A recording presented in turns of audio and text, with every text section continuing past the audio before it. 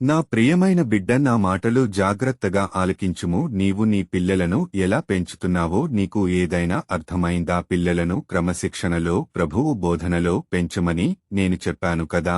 నీవు ఏం చేస్తున్నావు? నీకే క్రమశిక్షణ లేదు. నీ కుటుంబము క్రమశిక్షణలో జీవించడం లేదు. ఒక భర్తగా, భార్యగా ఏం చేస్తున్నారు? మీరు మీ కుటుంబంలో కుటుంబ ప్రార్థన ఉందా? వ్యక్తిగత ప్రార్థన ఉందా? ఆదివారం ఆరాధనకు వెడుతున్నారా?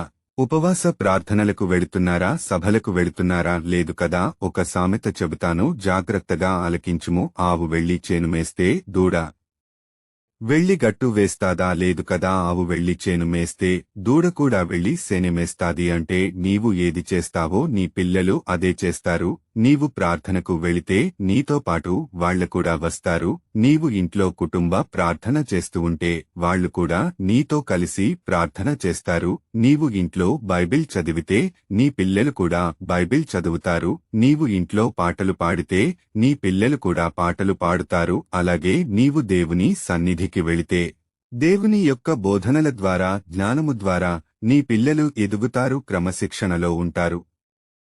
అలాగే నీవు త్రాగుబోతు అయితే నీ పిల్లలు కూడా త్రాగుబోతులు అవుతారు. నీవు తిండిబోతు అయితే నీ పిల్లలు కూడా తిండిబోతులు అవుతారు. నీవు తిట్టుబోతే అయితే నీ పిల్లలు కూడా తిట్టుబోతులవుతారు. నీవు విశ్వాసములో ఉంటే నీ పిల్లలు కూడా విశ్వాసంలో ఉంటారు. అలాగే బట్టల విషయములో నీ పిల్లలకు ఏ బట్టలు వేయాలో, ఎలాంటివి వేయాలో బైబిల్ గ్రంథంలో ఉన్నది. చినిగిపోయిన బట్టలు వేసుకోకుండా మంచి బట్టలు నీవు వేసుకోవాలి. పిల్లలు కూడా వేయాలి. స్కూలుకి, బడికి, కాలేజీకి చదువుకోవడానికి పంపించేటప్పుడు నీ పిల్లలకు మంచి బుద్ధులు నేర్పించి పంపించాలి. ప్రతి విషయంలో నెమ్మదిగా చెప్పి వినేటట్లుగా వాళ్లకు చెప్పి పంపించాలి. తిట్టకూడదు, కొట్టకూడదు. ప్రేమతో పిల్లలను బుజ్జగించి నేర్పించాలి. కొడుతూ, తిడుతూ, అరుస్తూ ఉంటే వాళ్లు మొద్దుబారిపోతారు. కాబట్టి ఇద్దరు పిల్లలు ఉన్నా, ముగ్గురు పిల్లలు ఉన్నా, ఒక్కళ్ళు ఉన్నా నీవు నీ పిల్లలకు మంచి ఈవులు నేర్పించాలి. కాబట్టి బైబిల్ వాక్యము చదువు. అపోస్తుడైన పౌలు